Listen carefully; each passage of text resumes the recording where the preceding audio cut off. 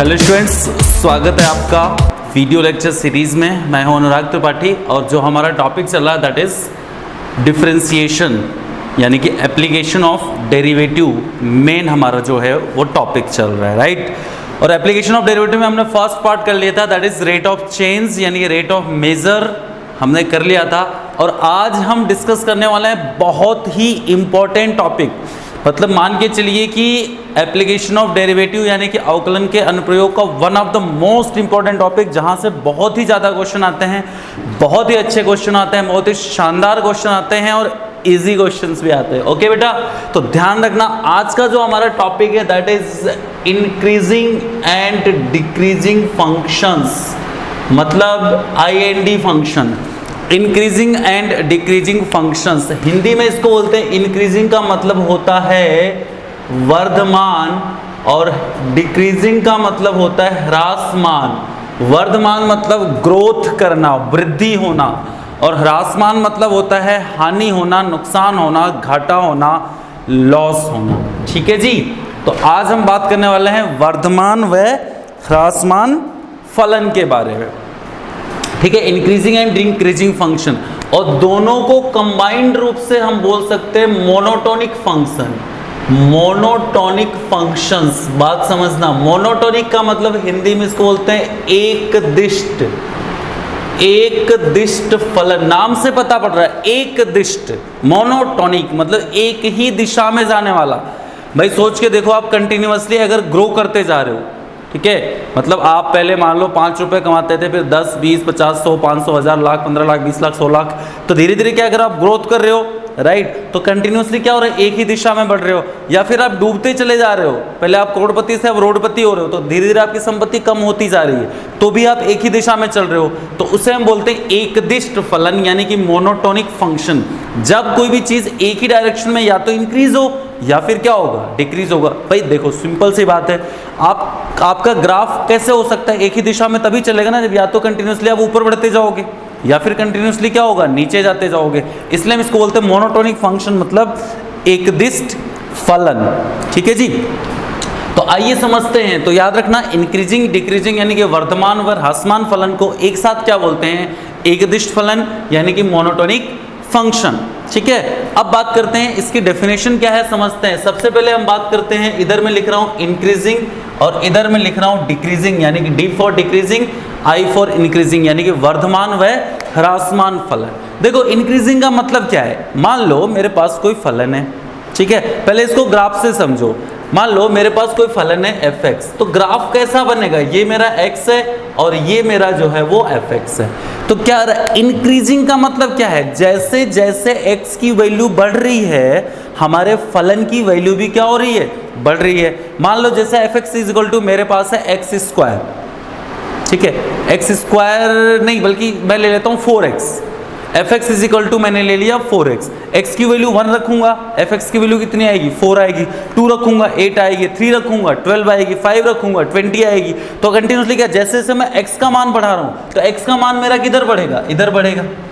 तो fx मतलब y जिसको कह सकता हो, तो y का मान किधर बढ़ रहा है, इधर बढ़ रहा है। मतलब जैसे जैसे x का मान कम था y भी कम था, x का मान बढ़ा y भी बढ़ा, x और बढ़ा y और बढ़ा, y और बढ़ा, y और बढ़ा।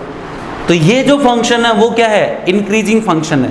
इधर आपका x बढ़ रहा है तो y भी बढ़ रहा है, यानी कि x के बढ़ने के साथ, तो अब मैं लिख दूं कि x के बढ़ने के साथ हमारा जो fx है यानी कि फलन का मान भी क्या हो रहा हो, बढ़ रहा हो, तो उसे हम इंक्रीजिंग फंक्शन बोलते हैं। अगर x का मान बढ़ने से y का मान भी यानी कि हमारे फलन की वैल्यू भी क्या हो रही हो, बढ़ रही हो, तो उसे हम क्या बोलते हैं, इंक्रीजिंग फंक्शन बोलते हैं, यानी कि वर्धमान फलन बोलते हैं। तो सिंपल सी बात है, x अगर बढ़ रहा है तो हमारा फंक्शन बढ़ रहा है, तो x घटेगा तो फंक्शन घटेगा भी। देखो इधर x की वैल्यू घटती जा रही है तो हमारे फलन का मान भी क्या हो रहा है, घटता जा रहा है। समझ में आ गई बात।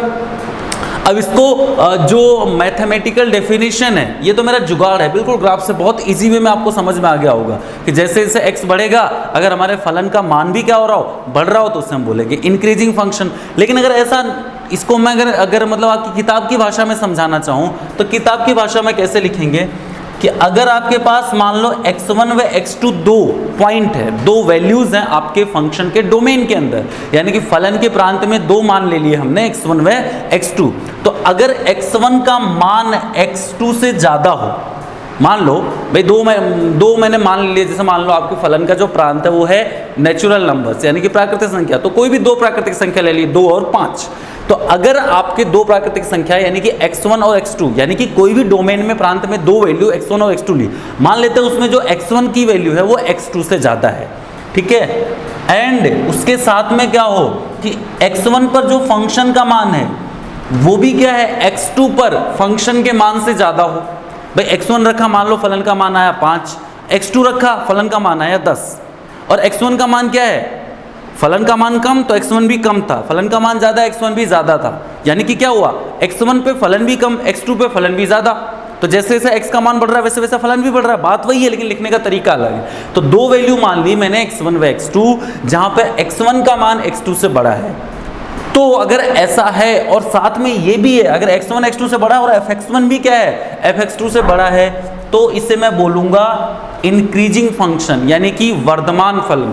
तो इसे मैं क्या बोलूँगा, इंक्रीजिंग फंक्शन यानी कि वर्धमान फलन। बात समझ में आ गई? तो इसे मैं बोलूँगा इंक्रीजिंग फंक्शन यानी कि वर्धमान फलन। तो याद हो गया होगा आपका, अगर x का, देखो ये जो मैं बार बार बोल रहा हूँ ना, ये चीज़ याद रखना, इससे आपके क्वेश्चन सॉल्व होंगे, कहानियों से नहीं होंगे। अगर x का मान बढ़ाने से फलन का मान भी बढ़ता है तो हम इससे बोलेंगे इंक्रीजिंग फंक्शन। यानी कि अगर दो डोमेन में वैल्यू ले लेता हूँ x1 व x2, x1 का मान अगर x2 से ज़्यादा है तो उस स्थिति में अगर fx1 का मान भी fx2 से ज़्यादा हो रहा है, इसका मतलब हमारा फलन क्या है, मतलब दोनों एक ही दिशा में जा रहा है, तो हमारा फलन इंक्रीजिंग है। अब देखो डिक्रीजिंग में क्या होगा, अभी और इस पे चर्चा करेंगे, ठीक है, मैं थोड़ा स्पेस छोड़ देता हूँ चर्चा करने के लिए। इधर का पार्ट पूरा इंक्रीजिंग का है, इधर का पार्ट पूरा डिक्रीजिंग का है। देखो और क्या हो सकता है डिक्रीजिंग में, क्या होगा भाई, जैसे जैसे x का मान बढ़ेगा y हमारा यानी कि फलन हमारा जो है वो घटता जाएगा, तो हमारा जो y है यानी कि fx है वो क्या होगा, घटता होगा। कैसे घटेगा, देखो ऐसे, देखो जब x का मान सबसे कम है, ध्यान देना बेटा, x का मान जब सबसे कम है तो y का मान सबसे ज्यादा है। जैसे जैसे x का मान बढ़ता जा रहा है y का मान क्या हो रहा है, घटता जा रहा है। तो इसे हम बोलेंगे डिक्रीजिंग फंक्शन, उल्टा चल रहे हैं, x तो बढ़ रहा है लेकिन y क्या हो रहा है, घट रहा है। या फिर ऐसा हो सकता है x बढ़ रहा है लेकिन y क्या हो रहा है, घट रहा है। तो x घट रहा है y बढ़ रहा है, या फिर x बढ़ रहा है और y घट रहा है। यानी कि जब फलन की मान जो है वैल्यू रखने पर, फलन x बराबर 1 रखा, मान लो मान आया 20, लेकिन x बराबर 2 रखा तो 20 से कम आ रहा है, x बराबर 3 रखा और कम आ रहा है। तो क्या हो रहा है, जैसे x का मान तो मैं बढ़ा रहा हूं लेकिन मेरे फलन का मान क्या हो रहा है, कंटिन्यूअसली घट रहा है। तो इसे हम क्या बोलते हैं, समझने वाली बात है, इसे हम बोलते हैं बेटा, क्या बोलते हैं, इसे हम बोलते हैं डिक्रीजिंग फंक्शन यानी कि ह्रासमान फलन। यानी कि जब x का मान बढ़ाने से, x का मान बढ़ाने से मेरे fx का मान क्या हो रहा हो, कम हो रहा हो, x का मान बढ़ाने से fx का मान क्या हो रहा हो, कम हो रहा हो, यानी कि दोनों उल्टी गंगा बहा रहे हों, तो उसे हम क्या बोलते हैं बेटा, ह्रासमान फलन, डिक्रीजिंग फंक्शन। इस तरीके से उसको कैसे समझोगे कि मान लो भाई x1 और x2 दो हैं और x1 हमारा x2 से बड़ा है, किसी स्थिति में डोमेन के अंदर, फलन के डोमेन में x1 और x2 दो वैल्यूज और इसमें x1 जो हमारा x2 से बड़ा है, लेकिन हमारा जो fx1 है, ध्यान से समझना, fx1 है वो क्या है, fx2 से छोटा है, उल्टा चल गया, तो उसे हम बोलेंगे डिक्रीजिंग फंक्शन। तो उसे हम क्या बोलेंगे बेटा, डिक्रीजिंग फंक्शन। फंडा क्लियर हो गया? तो डिक्रीजिंग और इंक्रीजिंग का फंडा क्लियर हो गया। अगर x के साथ फलन का मान भी बढ़ रहा हो तो वो इंक्रीजिंग, लेकिन x बढ़ रहा हो और y घट रहा हो यानी कि फलन का मान घट रहा हो तो उसे क्या बोलेंगे हम, डिक्रीजिंग फंक्शन। ठीक है, बहुत ही बढ़िया। अब जो है एक चीज़ याद रखना कि पता कैसे करेंगे, पता कैसे करेंगे कि कब इंक्रीजिंग है और कब डिक्रीजिंग है। तो ध्यान देना, देखो एक चीज़ समझो,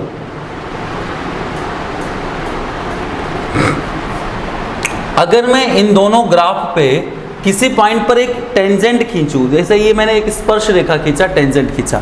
अच्छा, अभी हम स्पर्श रेखा व अभिलंब वाले चैप्टर में, यानी कि टेंजेंट एंड नॉर्मल चैप्टर में हम समझेंगे कि जो किसी फंक्शन का f डैश x होता है, यानी कि जो dy बाई dx होता है, दिख नहीं रहा होगा उधर, यानी कि जो dy बाई dx होता है, जो dy बाई dx होता है वो क्या होता है, उस किसी पॉइंट पर उस फंक्शन के जो टेंजेंट है उसका स्लोप बताता है, किसी पॉइंट पर उस फलन की स्पर्श रेखा का ढाल बताता है, dy बाई dx या f डैश x किसी वक्र का किसी बिंदु पर, ठीक है, स्पर्श रेखा का ढाल बताता है। जैसे मान लो टेंजेंट का स्लोप बताने का मतलब क्या है, जैसे मान लो इस पॉइंट पर मैंने एक टेंजेंट शो करी, तो अगर इस पॉइंट पर ये जो फलन जो भी कुछ होगा इसका मैं डिफरेंशिएशन यानी कि अवकलन करूंगा, तो ये जो स्पर्श रेखा खींची है इसका ढाल, ढाल का मतलब समझते होगे एक्स अक्ष से बनाए गए कोण का टेंजेंट, ठीक है। तो ये क्या करेगा, इसका अवकलन उस बिंदु पर इसका स्लोप बताएगा, ढाल बताएगा, ठीक है।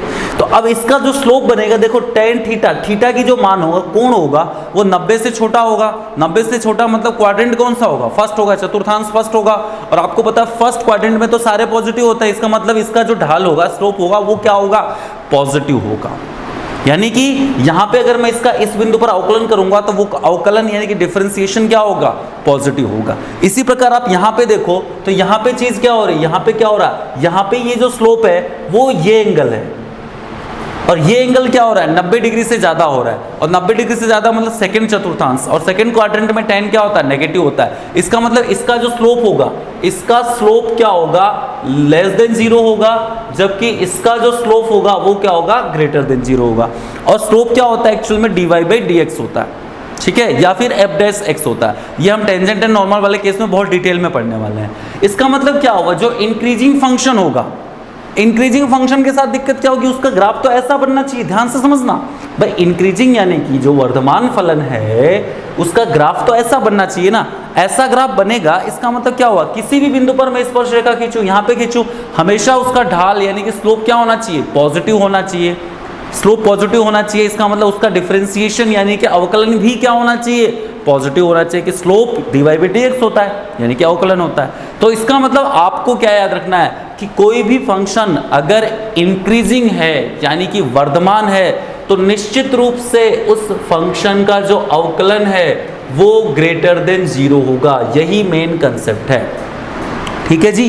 यानी कि कोई भी फंक्शन अगर हम बोलते हैं कि यहाँ से यहाँ तक बिल्कुल इंक्रीजिंग है तो हमें क्या करना, उसका डिफरेंशिएशन करना है यानी कि अवकलन करना है। अगर उसका डिफरेंशिएशन यानी कि अवकलन उस अंतराल में हमेशा पॉजिटिव रहेगा तो वो फंक्शन क्या होगा, इंक्रीजिंग होगा। इसी प्रकार यहाँ पे क्या होगा, स्लोप लेस देन 0 मतलब f' क्या होना चाहिए, लेस देन 0। यानी कि किसी इंटरवल में, किसी अंतराल में यदि किसी फंक्शन का यानी कि फलन का जो डिफरेंशिएशन यानी कि अवकलन है वो अगर हमेशा नेगेटिव यानी कि ऋणात्मक रहेगा तो वो फलन उस अंतराल में क्या होगा, उस इंटरवल में क्या होगा, डिक्रीजिंग होगा यानी कि ह्रासमान होगा। दो चीजें नोट हो गई, f' अगर पॉजिटिव है इसका मतलब फलन इंक्रीजिंग होगा, f' अगर नेगेटिव है तो इसका मतलब फलन क्या होगा, डिक्रीजिंग होगा, ठीक है। इंक्रीजिंग डिक्रीजिंग भी बेटा दो टाइप के होते हैं, एक होता है इंक्रीजिंग, एक होता है स्ट्रिक्टली इंक्रीजिंग। एक होता है डिक्रीजिंग, एक होता है स्ट्रिक्टली डिक्रीजिंग। समझ में आ गई बात। तो ये स्ट्रिक्टली डिक्रीजिंग का केस है। अगर मान लो यहाँ पे मैं इक्वल भी लगा दूंगा तो वो सिंपली इंक्रीजिंग हो जाएगा, यहाँ पे भी इक्वल लगा दूंगा तो वो सिंपली डिक्रीजिंग हो जाएगा। इक्वल नहीं लगाऊंगा तो वो स्ट्रिक्टली इंक्रीजिंग या स्ट्रिक्टली डिक्रीजिंग है, ठीक है। स्ट्रिक्टली मतलब निरंतर वर्धमान या निरंतर ह्रासमान जिसको बोल सकते हो। तो आपको सिर्फ इस पूरी स्टोरी से दो चीजें याद रखनी है, क्या कि अगर किसी फलन का, पहले हिंदी में बोल देता हूँ फिर इंग्लिश में बोल दूंगा, अगर किसी फलन का अवकलन हमेशा पॉजिटिव है, अवकलन हमेशा पॉजिटिव है तो वो फलन क्या होगा, वर्धमान होगा, और हमेशा नेगेटिव है तो वो फलन ह्रासमान होगा। यानी कि किसी फंक्शन का डिफरेंशिएशन अगर ऑलवेज पॉजिटिव है then that is a increasing function, और अगर differentiation is always negative then that is a decreasing function. Funda clear, बिल्कुल डिफरेंशिएशन से पता कर लेंगे। अब इसमें क्वेश्चन क्या क्या बनता है, बहुत अच्छा समझने वाली बात है। स्टोरी आपको समझ में आई होगी, और ज़्यादातर है ना हम इतनी सी कहानी से मतलब मान के चलिए कि 90% क्वेश्चन को हम सॉल्व कर लेंगे। 10% क्वेश्चन में हमें थोड़ा सा क्या है, दिमाग लगाना पड़ेगा, बाकी और कुछ नहीं लगाना पड़ेगा, बस थोड़ा सा दिमाग लगाना पड़ेगा। बाकी 90% क्वेश्चन को हम यहीं से सॉल्व कर लेंगे। तो देखो और क्या चाहिए, मुझे क्या जानना है, दो चीज़ें याद रखनी है, f' पॉजिटिव तो फलन इंक्रीजिंग, f' नेगेटिव तो फंक्शन डिक्रीजिंग। क्वेश्चन कितने टाइप के बनते हैं, बेसिकली 2-3 टाइप के क्वेश्चन बनते हैं यहाँ पे। पहला टाइप क्या बनेगा बेटा, वो आपको एक फंक्शन दे देगा, ठीक है, और पूछेगा इंटरवल बताओ। क्या बताए, पूछेगा इंटरवल बताओ। इंटरवल मतलब अंतराल बताओ कि कौन से अंतराल में ये फलन इंक्रीजिंग है या फिर कौन से अंतराल में ये फलन डिक्रीजिंग है, ठीक है।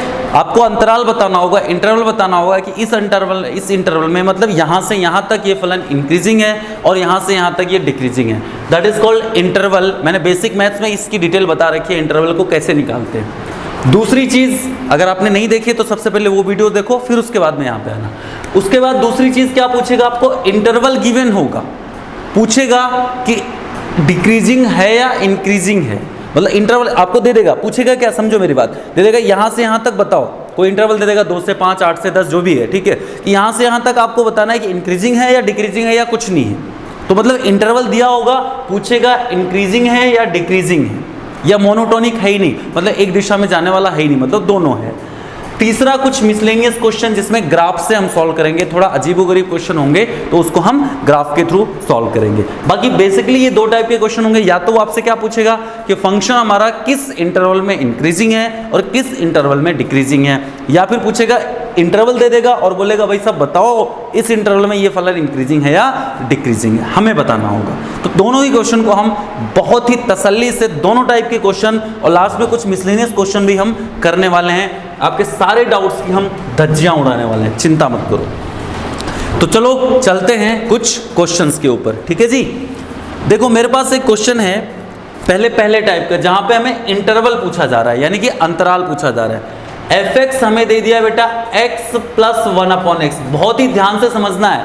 हमारे पास क्वेश्चन है fx बराबर x प्लस 1/x, पूछ रहा है इस क्वेश्चन में, वो पूछ रहा है कि भाई एक बात बता, ये कौन से अंतराल में ये जो फलन है वो इंक्रीजिंग है और कौन से अंतराल में डिक्रीजिंग है। मैंने आपको बता दिया इंक्रीजिंग कब होगा, जब f डैश पॉजिटिव हो यानी कि धनात्मक हो, डिक्रीजिंग यानी कि ह्रासमान कब होगा, जब f डैश क्या हो, नेगेटिव हो। भाई f डैश के ऊपर डिपेंड है ना कहानी, तो पहले f डैश निकाल लेते हैं ना, फिर सोचेंगे f डैश का मतलब अवकलन करना। तो भाई देख लो f डैश x यानी कि इसका अवकलन कर दो। अब आपको पता है x का अवकलन क्या होता है, 1 होता है, 1/x का क्या होता है, -1/x² होता है। तो ये इंक्रीजिंग कब होगा, यानी कि वर्धमान कब होगा, वर्धमान तो तब होगा ना जब क्या हो मेरा f डैश x क्या हो, ग्रेटर देन 0। समझ में आई बात, f dash x greater than 0 यानी कि 1 - 1/x² ग्रेटर देन 0। एलसीएम लोगे तो क्या बनेगा, x² - 1/x² ग्रेटर देन 0। अब देखो ये एक फ्रैक्शन बन गया, यानी कि भिन्न बन गया। समझ में आ गई बात, फ्रैक्शन बन गया यानी कि भिन्न बन गया। तो देखो नीचे तो x का स्क्वायर है और किसी भी नंबर का स्क्वायर हमेशा ही क्या होता है, पॉजिटिव होता है, ये आपको पता है। किसी भी नंबर का स्क्वायर हमेशा ही क्या होता है, पॉजिटिव होता है, यानी कि x² तो हमेशा ही पॉजिटिव रहेगा। तो ऊपर वाला जब पॉजिटिव रहेगा तो ये पूरा फ्रैक्शन क्या रहेगा, पॉजिटिव रहेगा। यानी कि सिंपली आप चेक कर लो कि भाई x² - 1 कब पॉजिटिव होता है। इसका क्या करोगे, संधि विच्छेद बोल रहा हूँ मैं, गुणनखंड करोगे तो x - 1 ग्रेटर देन 0। अब आपको इस टाइप के क्वेश्चन को सॉल्व करना मैं सिखा चुका हूँ।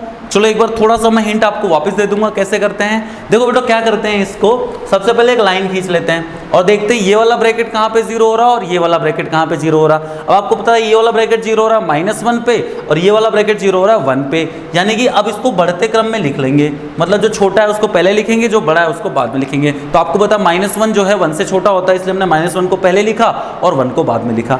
फिर चूंकि सब पे ओड पावर होता है, क्या करेंगे, सबसे पहले वाले को पॉजिटिव लेंगे, फिर अगले वाले को नेगेटिव लेंगे, फिर अगले वाले को पॉजिटिव लेंगे।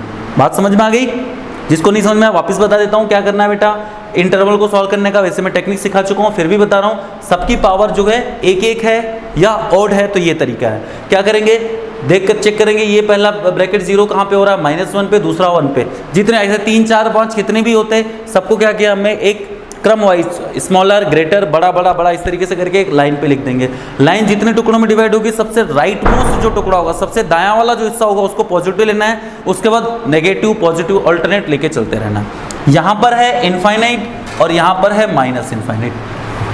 अब मुझे क्या चाहिए था बॉस, पॉजिटिव। पॉजिटिव मतलब 0 से बड़ा। 0 से बड़ा तो कहाँ पे है, एक तो ये वाले एरिया में पॉजिटिव है और एक ये वाले एरिया में पॉजिटिव है। यानी कि ये जो पूरा सिस्टम है, इससे -1 से छोटा होगा तो पॉजिटिव होगा और -1 से बड़ा होगा तो क्या होगा, नेगेटिव होगा। बात समझ में आ गई। यानी कि इसके लिए आंसर क्या हो गया, इंटरवल क्या है आपका, -इनफाइनाइट से -1 छोटा ब्रैकेट यूनियन 1 से लेके इनफाइनाइट। -इनफाइनाइट से लेके -1 और 1 से लेके इनफाइनाइट तक ये फंक्शन क्या रहेगा, पॉजिटिव रहेगा। f डैश पॉजिटिव रहेगा मतलब f क्या रहेगा, इंक्रीजिंग रहेगा। इंक्रीजिंग का मतलब वर्धमान रहेगा। ठीक है, अब यहीं से अपने को वापस सॉल्व करने की जरूरत नहीं है, यहीं से देखो पता पड़ रहा है कि -1 से 1 के बीच में क्या आ रहा है, ये नेगेटिव है। -1 से 1 के बीच में कौन नेगेटिव है, मैं बात किसकी कर रहा हूं, f डैश की, ध्यान रखना यहाँ पे हमने डैश निकाला था, तो f डैश नेगेटिव है, इसका मतलब f क्या होगा, डिक्रीजिंग होगा। तो -1 से 1 के बीच में, -1 से 1 के बीच में f क्या है, इज डिक्रीजिंग, यानी कि ह्रासमान है। बात समझ में आ गई, यानी कि -∞ से -1 यूनियन 1 से इनफाइनाइट में फलन हमारा इंक्रीजिंग होगा और -1 से 1 में हमारा फलन डिक्रीजिंग यानी कि ह्रासमान होगा। समझ में आ गई, तो इस तरीके से हम निकालते हैं इंटरवल। फंडा क्लियर, चलो और आगे बढ़ते हैं।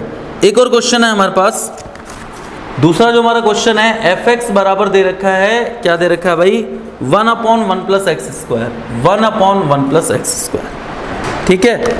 अब इसमें भी इंटरवल, अब देखो इसमें क्वेश्चन चेंज हो गया, इसमें इंटरवल पूछ रहा है, यहाँ भी इंटरवल पूछा था, चेंज नहीं, सेम है बिल्कुल बेटा।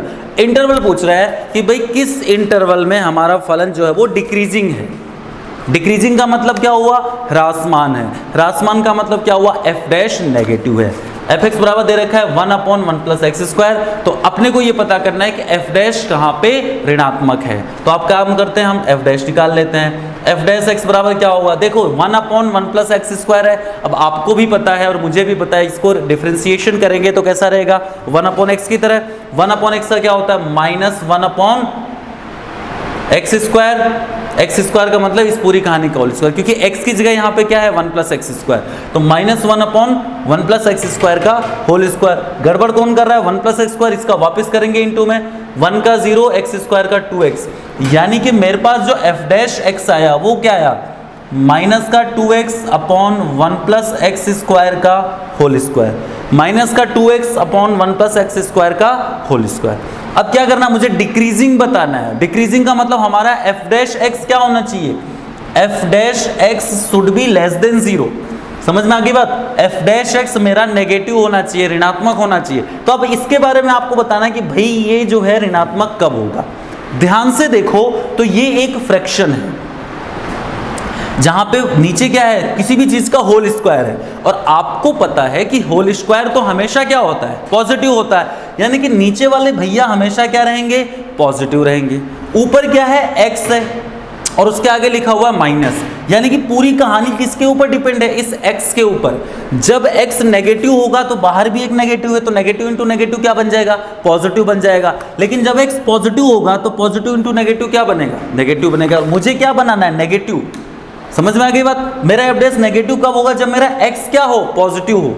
x पॉजिटिव होगा तो पॉजिटिव इंटू माइनस में क्या हो जाएगा, नेगेटिव बन जाएगा। यानी कि मुझे x को पॉजिटिव चाहिए, x पॉजिटिव चाहिए। पॉजिटिव का मतलब x का मान 0 से बड़ा होना चाहिए। 0 से बड़ा होने का मतलब क्या हो गया, 0 से लेके इनफाइनाइट होना चाहिए। बिल्कुल लॉजिकली आंसर निकल जाएगा। तो x का मान हमारा क्या निकल के आ गया, 0 से लेके इनफाइनाइट तक अगर कोई भी मान रखोगे तो क्या होगा, हमारा x पॉजिटिव होगा, x पॉजिटिव होगा तो f डैश x क्या होगा, नेगेटिव होगा, f डैश x नेगेटिव होगा तो फलन हमारा क्या हो जाएगा, डिक्रीजिंग हो जाएगा। बात समझ में आ गई, बहुत बढ़िया।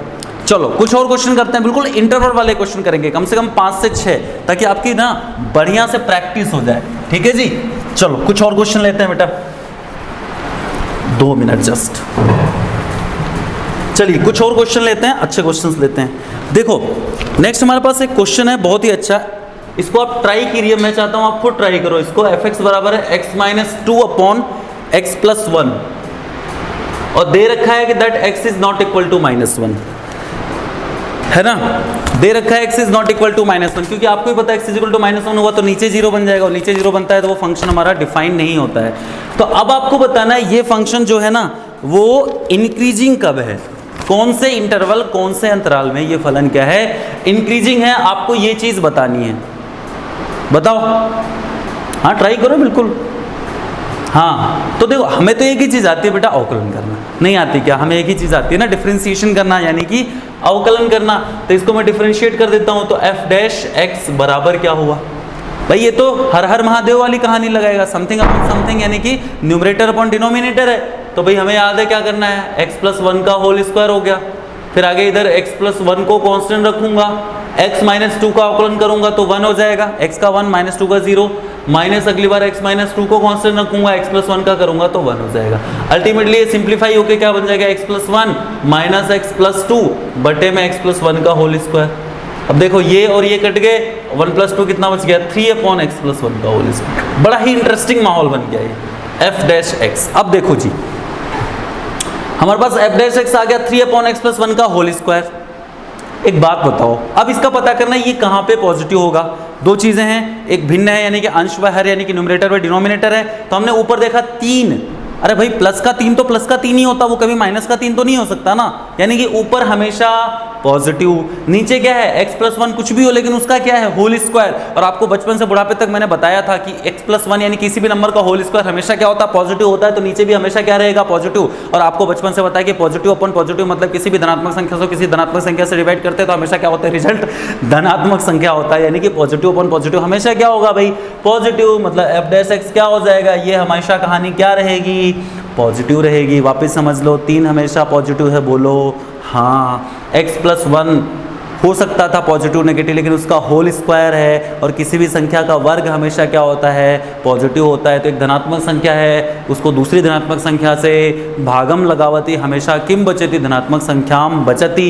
यानी कि f डैश x हमारा क्या हो जाएगा, 0 से बड़ा हो जाएगा, मतलब पॉजिटिव हो जाएगा। तो जैसे ही हमें पता पड़ा f डैश पॉजिटिव है, अब कहाँ पर पॉजिटिव है, कुछ भी रखो हमेशा ही पॉजिटिव है भाई। x की कुछ भी मान रख दो, क्या फर्क पड़ रहा है, ये हमेशा पॉजिटिव है। तो f डैश हमेशा पॉजिटिव है, तो f हमेशा ही क्या है, इंक्रीजिंग है। f डैश हमेशा पॉजिटिव है तो f हमेशा क्या है, इंक्रीजिंग है। मतलब कोई भी रियल नंबर हो, x के किसी भी रियल नंबर के लिए ये जो फलन है वो क्या है, इंक्रीजिंग है। तो ऑप्शन क्या हो जाएगा, x बराबर r, मतलब वास्तविक संख्या यानी कि रियल नंबर। ठीक है, एक और अच्छा सा क्वेश्चन है, बहुत ही शानदार क्वेश्चन है बेटा, बहुत ध्यान से समझना। ये है fx बराबर किम भवती x स्क्वायर e की पावर माइनस x। यहाँ पे आपको बहुत ही शानदार मजा आने वाला है बच्चों, x स्क्वायर e की पावर माइनस x। इसके बारे में आपको बताना है ये कहाँ पे क्या पूछ रहा है, इंक्रीजिंग है। x स्क्वायर की पावर माइनस x कहाँ पे, नॉन इंक्रीजिंग है। ठीक है, नॉन डिक्रीजिंग है। नॉन डिक्रीजिंग का मतलब याद रखना, नॉन डिक्रीजिंग का मतलब क्या होगा, इंक्रीजिंग होगा।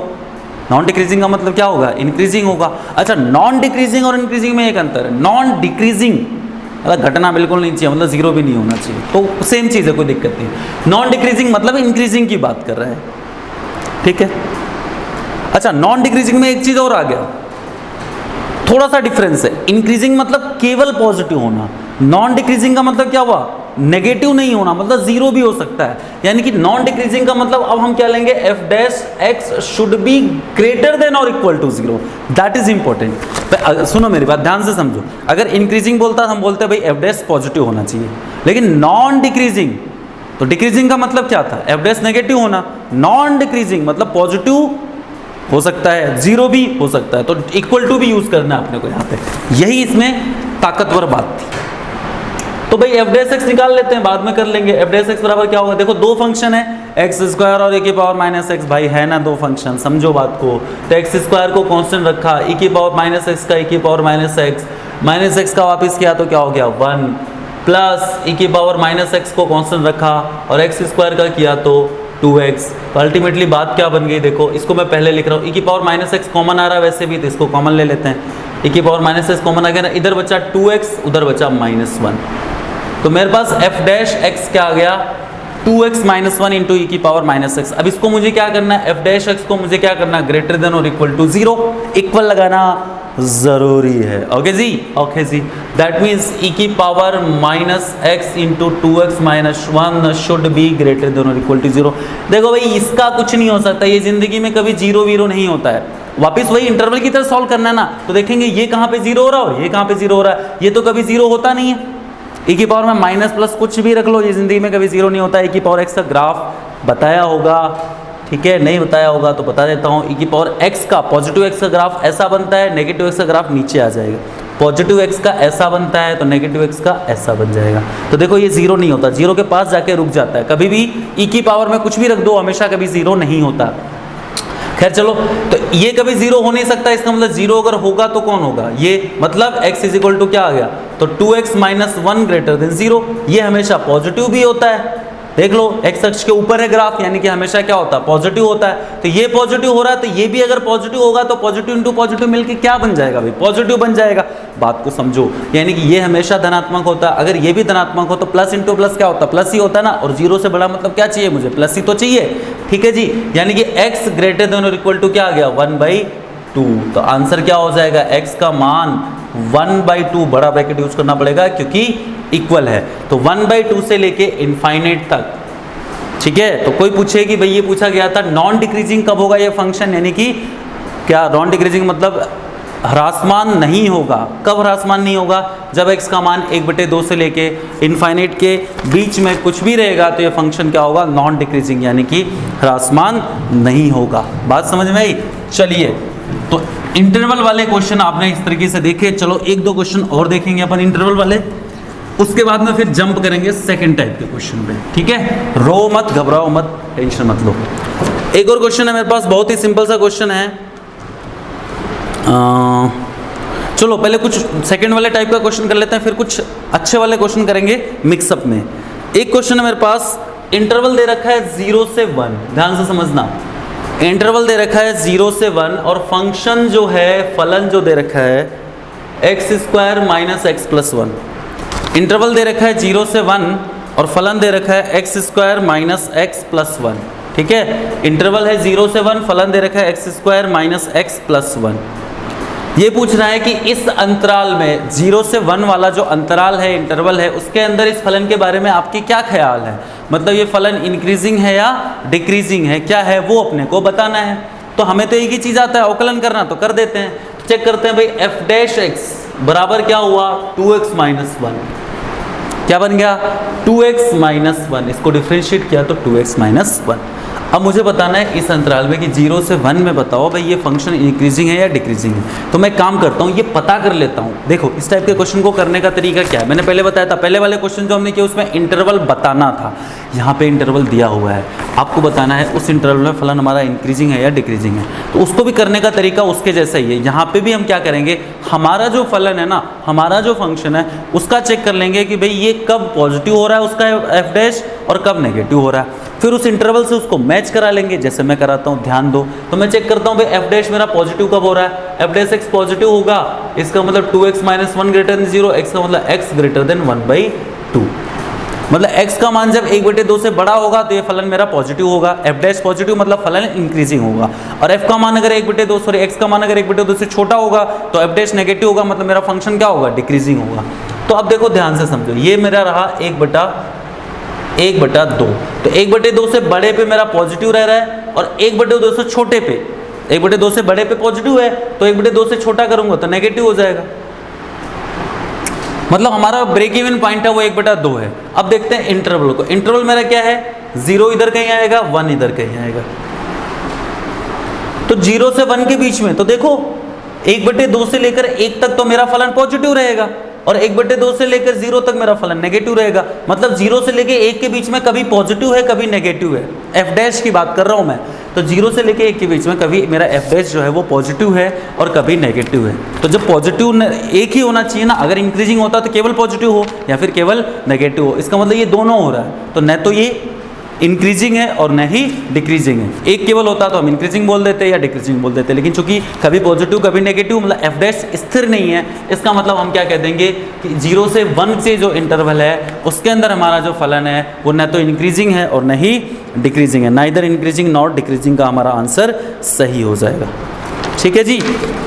एक इंटरवल वाला क्वेश्चन और आया हमारे पास, मिक्सअप क्वेश्चन कर रहे हैं हम अपन, है ना। इंटरवल वाला क्वेश्चन क्या है, देखो ध्यान से समझो, बहुत ही अच्छा क्वेश्चन है, बहुत ही शानदार क्वेश्चन है।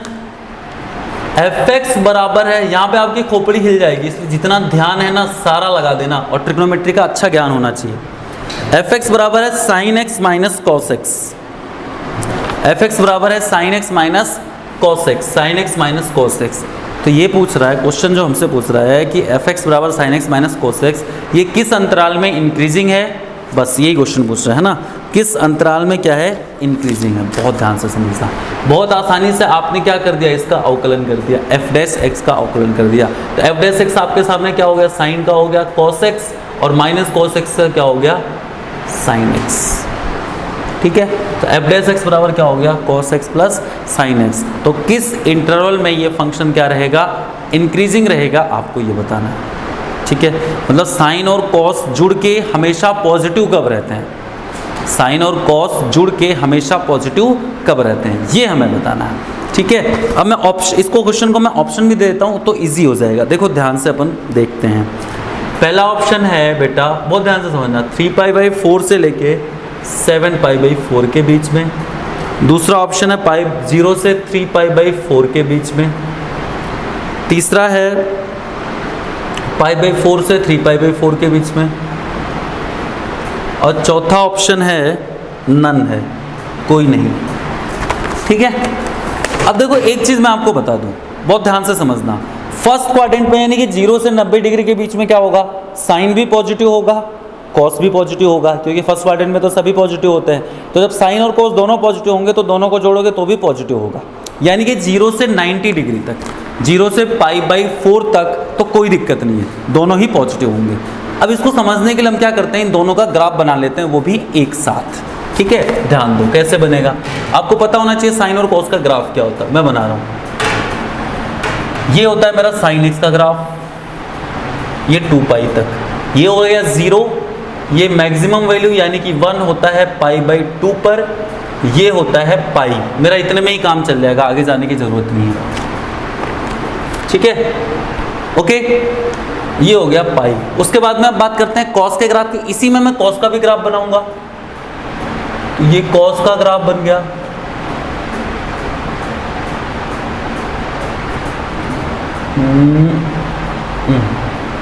ये हो गया आपका 3π/2, और 3π/2 पे कॉस क्या हो जाता है, 3π/2 पे कॉस हो जाता है 0। हाँ, और ये वैल्यू क्या हो गई पता है आपको, ये वैल्यू हो गई, देखो ये साइन और कॉस इक्वल होते हैं, आपको पता है π/4 पे। π/4 का मतलब 45 डिग्री, साइन 45 भी 1/√2 होता है और cos 45 भी 1/√2 होता है, इसलिए π/4 पे दोनों इक्वल हो गए। ठीक है, तो ये इस तरीके की हमारी कहानी चल गई। ये हमारा हो गया क्या नाम है, ये पाई जो है ये वैल्यू नहीं है, पाई मतलब ये वाली वैल्यू है। और ये क्या बनेगा आपको पता है, पाई से थोड़ा ज़्यादा, पाई से थोड़ा ज़्यादा का मतलब 45 डिग्री ज़्यादा, मतलब देख लेना जो भी बोलूँ। अब ध्यान से समझते हैं हमारे पास कहानी क्या है। तो देखो सबसे पहले मैं अगर ध्यान से देखूं तो ये सारे के सारे लोग पॉजिटिव कहाँ तक है, तो 0 से लेके 90 तक, देखो यहाँ तक देखना, मुझे मत देखो, ग्राफ में देखो, है ना। 0 से लेके 90 तक क्या है, साइन भी पॉजिटिव कॉस भी पॉजिटिव। इसका मतलब 0 से π/2 तक कोई दिक्कत वाली बात नहीं है, कोई दिक्कत वाली बात नहीं है। क्यों नहीं है, क्योंकि दोनों पॉजिटिव हैं, तो दोनों पॉजिटिव पॉजिटिव मिलके भी पॉजिटिव हो जाएंगे। लेकिन ऑप्शन में 0 से 90 का कोई ऑप्शन ही नहीं। ठीक है, जो भी 3 ऑप्शन है उसमें मुझे क्या सोचना पड़ेगा, वो समझने वाली बात। देखो मेरी बात को सुनो, जब साइन और कॉस दोनों जुड़ रहे हैं, ठीक है, अगर दोनों पॉजिटिव नहीं है तो एक पॉजिटिव है दूसरा नेगेटिव है, तो अगर पॉजिटिव वाला बड़ा है और नेगेटिव वाला छोटा है तो बड़े में से छोटे को माइनस करूंगा तो रिजल्ट पॉजिटिव आएगा। लेकिन अगर उल्टा है, पॉजिटिव वाला छोटा है नेगेटिव वाला बड़ा है, तो पॉजिटिव में से नेगेटिव जो कि बड़ा है उसको माइनस करूंगा तो रिजल्ट नेगेटिव आएगा। ठीक है ना, समझ में आ गई बात। तो इसका मतलब मुझे चेक करना पड़ेगा कि उस अंतराल में बड़ा कौन होगा और छोटा कौन होगा। पहले मैं इसको चेक करता हूँ 0 से लेके 3π/4 में। 0 से π/2 का मतलब तो मैं निकाल चुका हूँ, 3π/4 का मतलब कितना हुआ बताओ। 3π/4 का मतलब 3 × 45 डिग्री, तो 135 डिग्री हो गया ना। ठीक है, 135 डिग्री, 135 डिग्री का मतलब 180 डिग्री से कम, तो 180 डिग्री से कम मतलब 180 डिग्री यहाँ पर है, मतलब यहाँ पे कहीं होगा ये। तो अब आप कैसे पता करोगे कि भाई यहाँ पे कौन बड़ा है और कौन छोटा है, कौन बड़ा है और कौन छोटा है। ठीक है, चलो इसको मैं इसको एक बार होल्ड कर देता हूँ, क्योंकि मुझे पता आंसर उसमें से निकल सकता है। अगला है π/4 से लेके 3π/4 तक। π/4 कहाँ पर है, यहाँ पर है। 3π/4 कहाँ पर है, ये है, नहीं यही है, ये वाला यही है ना 3π/4। तो π/4 से लेके 3π/4 तक, देखो π/4 से लेके 3π/4 तक कुछ कह नहीं सकते हम। क्यों नहीं कह सकते, क्योंकि π/4 से लेके π/2 तक कोई दिक्कत नहीं है। लेकिन जब इधर आएंगे ना, इधर आएंगे तो आपको भी क्लियर दिख रहा होगा कि साइन बड़ा है और कॉस छोटा है। क्योंकि देखो यहाँ पे देखो ये ग्राफ छोटा बन रहा है, ऊपर ग्राफ क्या हो रहा है, बड़ा बन रहा है। इसका मतलब साइन की वैल्यू बड़ी है और कॉस की वैल्यू क्या है, छोटी है। साइन की वैल्यू बड़ी है और कॉस की वैल्यू क्या है, छोटी है। और कॉस किस में है, नेगेटिव में। कॉस की वैल्यू क्या है, नेगेटिव है, और साइन की वैल्यू क्या है, पॉजिटिव है। लेकिन पॉजिटिव वैल्यू नेगेटिव वैल्यू से बड़ी है। इसका मतलब इस अंतराल में ये क्या रहेगा, पॉजिटिव रहेगा। इसका मतलब ये आंसर भी हो सकता है। तो ये आंसर भी हो सकता था और ये आंसर भी हो सकता था। ये क्यों आंसर हो सकता था, क्योंकि 0 से 3π/4, देखो 3π/4, यहाँ से π/2 तक की तो टेंशन ही मतलब, यहाँ पे तो दोनों ही पॉजिटिव है तो मिलके पॉजिटिव ही रहेंगे। यहाँ पे देखेंगे बड़ा कौन है, तो अपने को दिख रहा है साइन बड़ा है, तो जो प्लस में है वो बड़ा है, जो माइनस में है वो छोटा है। इसका मतलब माइनस करेंगे तो भी रिजल्ट बड़ा आएगा। तो इसका मतलब ये दोनों ही आंसर हो सकते हैं। इसको चेक कर लेते हैं, 3π/4 से 7π/4, मतलब बोल रहे हैं यहाँ से शुरू करो, 7π/4 ये रहा, ठीक है, या इधर कहीं होगा। तो इधर आपको दिख रहा है कॉस नेगेटिव हो जाएगा। सिंपल सी बात है ना, कॉस ज्यादा बड़ा और ऋणात्मक में है, मतलब ज्यादातर मान क्या होगा, नेगेटिव होगा। इसका मतलब ये आंसर तो बिल्कुल नहीं हो सकता।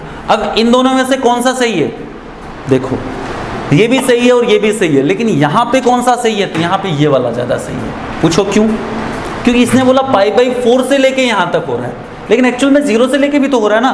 भाई 0 से भी शुरू करेंगे तो भी वो क्या हो रहा है, हमेशा दोनों मिलके पॉजिटिव हो रहा है, मतलब वर्धमान होगा। तो अगर ये ऑप्शन नहीं होता तो हम इसको टिक करते, अगर ये ऑप्शन नहीं होता तो हम इसको टिक करते, लेकिन चूंकि ये ऑप्शन अवेलेबल है इसलिए बेटर ऑप्शन ये होगा। तो हमारा आंसर क्या हो जाएगा, 0 से लेके 3π/4 के बीच में। ठीक है, ग्राफ से समझने की कोशिश करोगे तो मजा आएगा। ठीक है, घबराओ मत, ऐसे क्वेश्चन बहुत सारे आएंगे। चलो भाई आगे चलते हैं, आगे कुछ क्वेश्चन और देखते हैं। नेक्स्ट हमारे पास एक क्वेश्चन है, अच्छा क्वेश्चन है। एक फंक्शन है sin x minus B X plus C, ध्यान दो इधर, एफ एक्स बराबर है बेटा sin x minus B X plus C. समझना, sin x minus B X plus C, ये बोल रहा है ये इंक्रीजिंग है, हमेशा इंक्रीजिंग है। ये जो फलन है ये बोल रहा है हमेशा इंक्रीजिंग है। तो आपको बताना b का मान क्या होगा। ये फलन हमेशा इंक्रीजिंग है, ये फलन हमेशा वर्धमान है, तो आपको बताना है कि b का मान क्या होगा। भाई ये फलन हमेशा इंक्रीजिंग है बचपन से लेके बुढ़ापे तक। तत्पश्चात हमें एक चीज समझ में आई कि भाई f' हमेशा क्या होगा, 0 से बड़ा होगा। बोलो हाँ, f' हमेशा 0 से बड़ा होगा। तो निकाल लेते हैं f' क्या हो रहा है। तो साइन का अवकलन क्या हुआ, cos x minus B X का b, उसका तो 0 हो गया। मतलब ये चीज हमेशा क्या होनी चाहिए, 0 से बड़ी होनी चाहिए। cos x माइनस बी हमेशा क्या होना चाहिए, 0 से बड़ा होना चाहिए। यानी कि हमारा जो cos x है वो हमेशा b से बड़ा होना चाहिए, तभी तो ये पॉजिटिव रहेगा ना। cos x हमेशा b से बड़ा होना चाहिए, इसका मतलब b हमेशा cos x से छोटा होना चाहिए। b हमेशा क्या होना चाहिए, cos x से छोटा होना चाहिए। समझ में आई बात। cos x की औकात क्या है आपको पता है, cos x की औकात है भाई 1 से लेके -1 के बीच में। cos x इससे बड़ा नहीं हो सकता। cos x हमेशा क्या रहेगा, -1 से बड़ा रहता है और 1 से क्या रहता है, छोटा रहता है।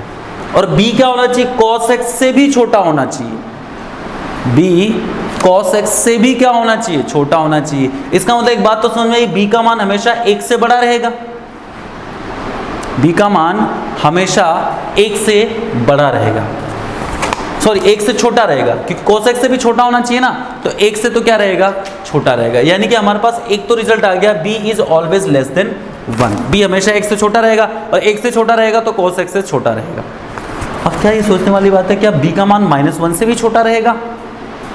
एक एग्जाम्पल ले लेते हैं, मान लो b बराबर मैंने ले लिया -2, b बराबर मैंने क्या ले लिया, -2। तो यहाँ पे क्या बनेगा, cos x -2 मतलब +2। ये +2 बन गया तो भैया cos की औकात ही कितनी है, -1 से 1 के बीच में। तो 2 में से -1 से 1 के बीच की कोई भी संख्या घटाओगे या जोड़ोगे, कुछ भी करोगे, हमेशा क्या रहेगा, पॉजिटिव रहेगा। इसका मतलब b का मान हमारा क्या हो गया, 1 से अगर हमेशा छोटा रहेगा b का मान, चूंकि cos x से छोटा होना चाहिए, cos x की मैक्सिमम वैल्यू 1 होती है, तो b का मान अगर 1 से छोटा रहेगा तो ये फलन हमेशा क्या रहेगा, आपका f' पॉजिटिव रहेगा, मतलब f(x) मेरा क्या रहेगा ठीक है। तो आंसर क्या हो जाएगा, bx लेस देन, यहाँ पे इक्वल भी लगा सकते हो। तो b इज लेस देन और इक्वल टू 1। अगर ये यहाँ पे b का मान हमेशा 1 से छोटा रहेगा या उसके बराबर रहेगा, तो हमारा फलन f' हमारा क्या रहेगा, पॉजिटिव, यानी कि f(x) क्या रहेगा, इंक्रीजिंग फंक्शन रहेगा। ठीक है, एक और क्वेश्चन ले लेते हैं।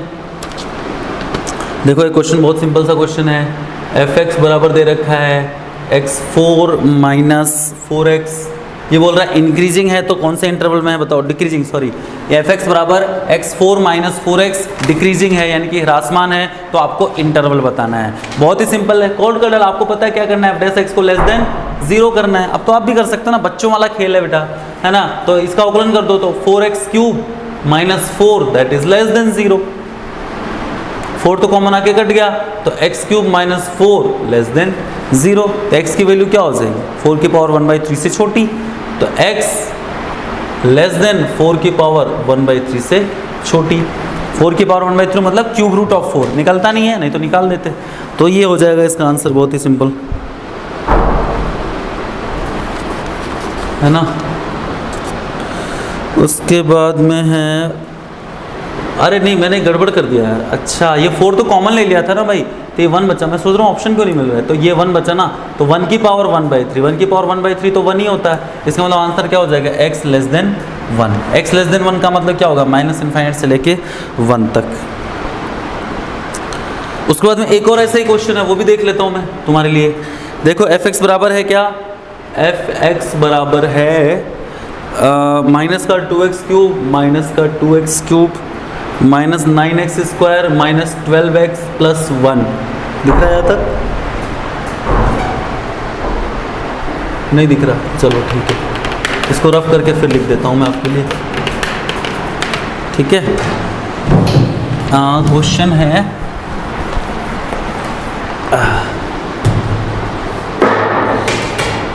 एफ एक्स बराबर है बेटा माइनस का 2x cube minus 9x square minus 12x plus 1, है ना।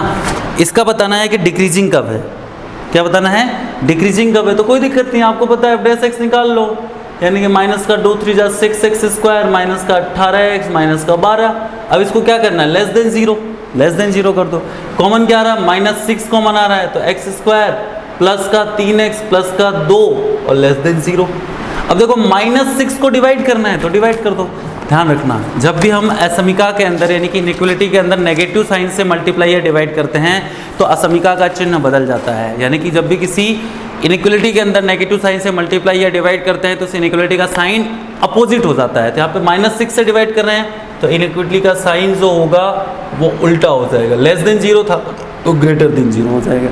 फैक्टर कर लो, इसका फैक्टर कर लोगे तो x प्लस 1 और x प्लस 2 इसका फैक्टर जाएगा तो ग्रेटर देन 0 देखना है। ये बढ़ गया -2, ये बन गया -1, ये पॉजिटिव, ये पॉजिटिव, पॉजिटिव नेगेटिव पॉजिटिव, मुझे क्या चाहिए पॉजिटिव, तो पॉजिटिव का मतलब क्या हो गया, माइनस इनफाइनाइट से -2 यूनियन -1 से इनफाइनाइट, यानी कि इस अंतराल में जो फलन हो जाएगा मेरा क्या होगा, इंक्रीजिंग नहीं होगा बॉस। इंक्रीजिंग ये नहीं देखना, हमने क्या किया था, डिक्रीजिंग किया था, ये तो माइनस की वजह से गड़बड़ हुआ है तो हमने क्या कर दिया एक्चुअल में, इस अंतराल में फलन हमारा क्या हो जाएगा, डिक्रीजिंग हो जाएगा। समझ में आ गई बात। तो इस टाइप के इसमें क्वेश्चंस हैं जिसको आपको सॉल्व करने हैं। और कुछ अच्छे क्वेश्चन हो तो मैं देख लेता हूँ, बहुत हैं, सारे के सारे क्वेश्चन बिल्कुल इसी टाइप के हैं, बहुत ही सिंपल, बहुत ही शानदार। एक और करवा देता हूँ मैं, एक और क्वेश्चन मुझे दिख गया, थोड़ा सा अच्छा लग रहा है ये, हालांकि है नहीं अच्छा लेकिन फिर भी मैं करवा देता हूँ, ध्यान दो।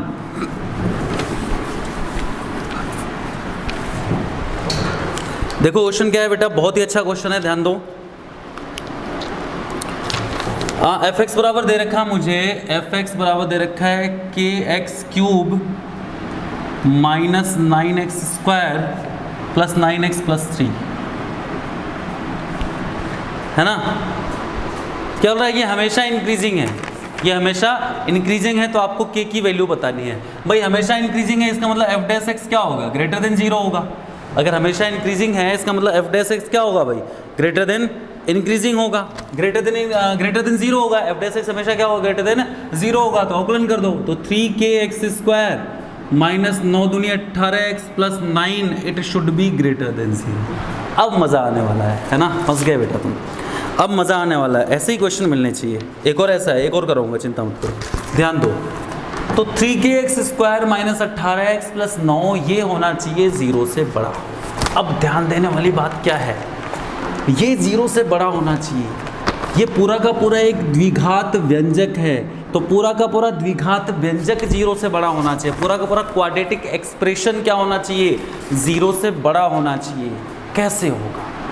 कंडीशन क्वाड्रेटिक इक्वेशन में मैं बताऊंगा और बताई भी होगी मैंने, कंडीशन क्या होती है। देखो भाई, क्वाड्रेटिक इक्वेशन में जब आप डिस्कस करोगे, क्वाड्रेटिक जो पॉलिनोमियल होते हैं यानी कि द्विघात जो व्यंजक होते हैं, नॉर्मली किस टाइप के होते हैं, इस टाइप के होते हैं, ax² plus bx plus c type के होते हैं। इनका ग्राफ कैसा बनता है? दो केस बनते हैं, या तो x² को जो गुणांक है वो पॉजिटिव होगा या नेगेटिव होगा। यहाँ पे क्या है हमें नहीं पता, ठीक है, तो मैं मान लूँगा, कुछ भी मान लूँगा। मान लेते हैं कि x का गुणांक यानी कि x² का गुणांक यानी कि a पॉजिटिव है, तो इसका ग्राफ कैसा बनता है? अपवर्ड पैराबोला बनता है। अब ये चाहता हूं मैं हमेशा पॉजिटिव रहे, हमेशा पॉजिटिव रहे मतलब क्या होगा? एक्स अक्ष को टच नहीं करेगा, एक्स अक्ष के ऊपर रहेगा। एक्स अक्ष के ऊपर रहेगा मतलब एक्स अक्ष को दो टुकड़ों में नहीं काटेगा, कहीं भी नहीं काटेगा। इसका मतलब इसका कोई भी मूल नहीं होगा, कोई भी रूट नहीं होगा, कोई भी रूट नहीं होगा। इसका मतलब इसका जो डिस्क्रिमिनेंट है यानी कि इसका जो विविक्तिकर है यानी कि b² माइनस 4ac है वो क्या होगा? नेगेटिव होगा। याद करो, काल्पनिक रूट कब होते थे, काल्पनिक मूल कब होते थे, यानी कि इमेजिनरी रूट्स कब होते थे? जब b² माइनस 4ac क्या हो जाता है? Less than 0। तो काल्पनिक रूट होगा जब भी तो कट नहीं करेगा, कट नहीं करेगा तो क्या होगा? ऊपर जाएगा, ऊपर जाएगा तो हमेशा क्या रहा? एक्स अक्ष के ऊपर मतलब पॉजिटिव। यानी कि आपको याद रखना है, क्या याद रखना है कि अगर किसी क्वाड्रेटिक पॉलिनोमियल को हमेशा पॉजिटिव रखना है, किसी क्वाड्रेटिक पॉलिनोमियल को हमेशा पॉजिटिव रखना है तो दो कंडीशन होती है। पहली कंडीशन कि a यानी कि x² का कोएफिशिएंट पॉजिटिव होना चाहिए, और दूसरा क्या होना चाहिए? b² माइनस 4ac नेगेटिव होना चाहिए। b² माइनस 4ac क्या होना चाहिए? नेगेटिव होना चाहिए। b² माइनस 4ac क्या होना चाहिए? नेगेटिव होना चाहिए। दिख रहा होगा वहाँ पे a ग्रेटर देन 0 और b² माइनस 4ac क्या होना चाहिए? लेस देन 0 होना चाहिए, क्योंकि b² minus 4ac less than 0 होगा तो कहीं पे काटेगा नहीं तो ऊपर रहेगा, ऊपर रहेगा मतलब हमेशा धनात्मक रहेगा, राइट। तो यहाँ पे भी वही कंडीशन लगाएंगे। तो पहली कंडीशन क्या हो गया? 3k ग्रेटर देन 0, इसका मतलब k ग्रेटर देन 0। तो पहली कंडीशन आ गई k का मान धनात्मक होगा। ये बात दिमाग में बैठ गई हमारे कि k का मान जो यहाँ से होगा वो हमेशा क्या होगा? पॉजिटिव होगा। दूसरी कंडीशन क्या कहती है कि b² माइनस 4ac 0 से छोटा होना चाहिए। b का मतलब कितना है? -18 है, तो -18 का होल स्क्वायर माइनस 4, a की वैल्यू कितनी है? 3k, c की वैल्यू कितनी है? 9, ये लेस देन 0 होना चाहिए। तो 18 का स्क्वायर कितना होता है? 18 का स्क्वायर कितना होता है? मत करो, मैं तुम्हें जुगाड़ बताता हूँ, है ना। क्या करूँ मैं तुम्हारा? देखो 18 है और उधर भी 18 बन रहा होगा, ठीक है। देखो ध्यान से समझो, देखो -18 का स्क्वायर या +18 का स्क्वायर एक ही बात है। एक काम करो, 18 कॉमन लो तो इधर क्या बचा? 18 है माइनस, देखो 9 × 2 तो 6 बचा, 6k यानी कि 6 और कॉमन आ जाएगा। ये लेस देन 0, 6 और कॉमन ले लो तो 18 × 6 चला जाएगा, तो 3 माइनस k लेस देन 0 यानी कि k less than 3।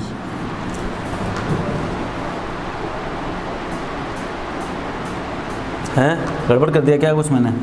3 minus k less than 0, 3 minus k less than 0 यानी कि 3 लेस देन k, तो k ग्रेटर देन 3।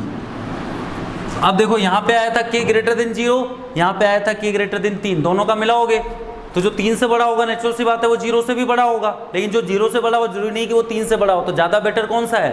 दोनों का कॉमन क्या हो जाएगा? ये वाला। तो आंसर क्या हो जाएगा आपका कि k का मान हमेशा क्या होगा? 3 से बड़ा होगा। ये आपका आंसर हो गया, k ग्रेटर देन 3, ठीक है।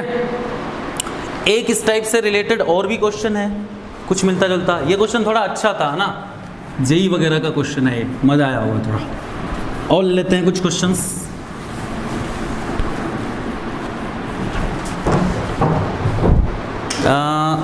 cos x माइनस 2px, एक फंक्शन है मेरे पास cos x माइनस 2px, ध्यान समझना।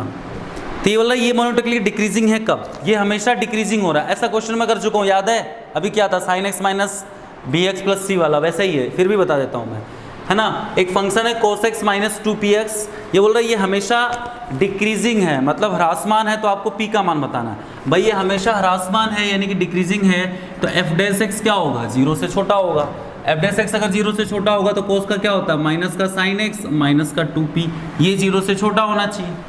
माइनस कॉमन ले लो तो माइनस कॉमन ले लो, यानी कि sin x प्लस 2p ये हमेशा 0 से छोटा होना चाहिए। ये भाई साहब 0 से छोटा कब होगा?